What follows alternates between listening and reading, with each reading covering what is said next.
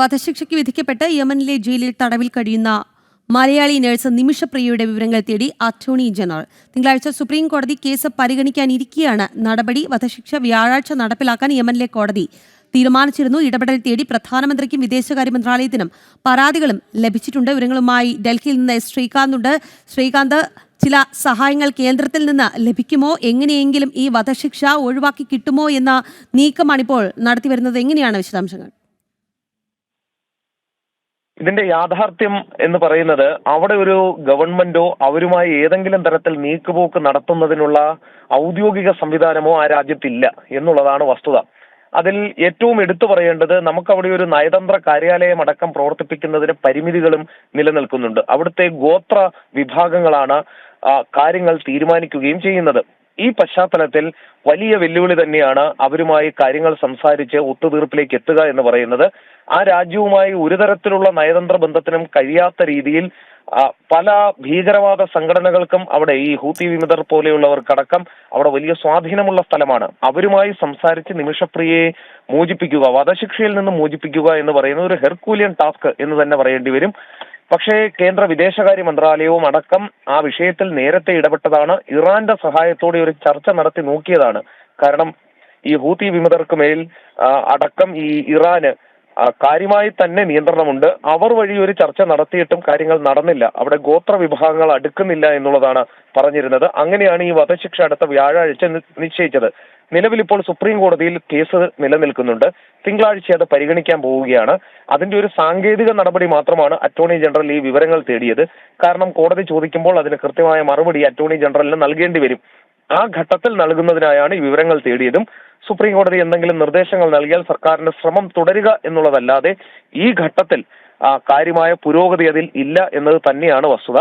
പക്ഷേ പിന്മാറിയിട്ടില്ല. വിദേശകാര്യ മന്ത്രാലയം ശ്രമം തുടരുന്നുണ്ട്.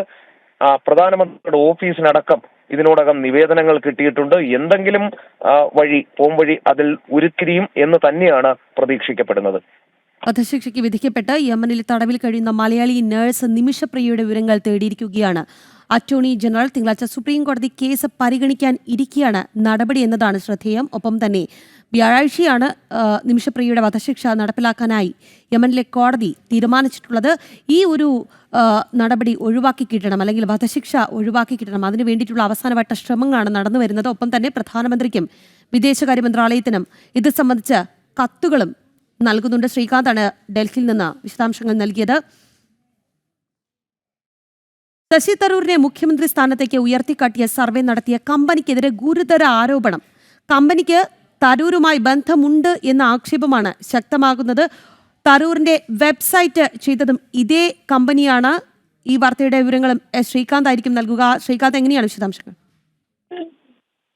ഈ votvib.in എന്ന ഒരു സംവിധാനമാണ്, ഒരു സ്ഥാപനമാണ് ഈ ശശി തരൂരിനെ മുഖ്യമന്ത്രിയായി കേരളത്തിലെ ജനങ്ങൾ ആഗ്രഹിക്കുന്നു എന്ന രീതിയിൽ ഒരു സർവേ പുറത്തുവിട്ടത്. അത് തരൂർ തന്നെ എക്സ്പോസ്റ്റിൽ ഷെയർ ചെയ്തിരുന്നു.